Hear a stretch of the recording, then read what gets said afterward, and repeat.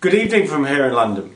We've just seen the closing bell on Wall Street and did see a bit of a mixed finish for those US major indices, with the S&P and the Dow both finishing in minor negative territory, but the Nasdaq outperformed to finish in positive territory after some strong performance from the likes of Apple, Google and Netflix for the day.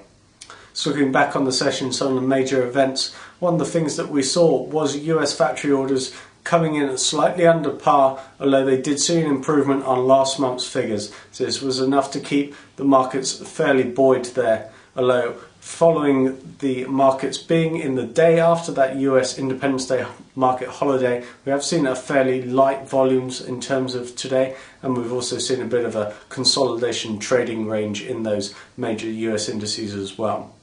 So the real event of note happened around 7 o'clock London time, where we saw Moody's cut Portugal's rating to Ba2 from Baa1. So it's a 4-notch cut there from Moody's, with the outlook revised to negative.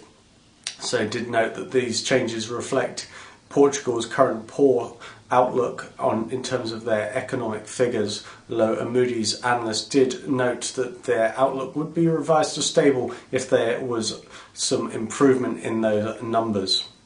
So this did see a real spike lower in euro dollar of about 50 pips. Euro Swiss also moved to its lowest levels with some Swissy strength, risk averse currencies strengthening across the board there. We also saw a spike lower in those US stock futures as well, although they did recover slightly into that Wall Street close.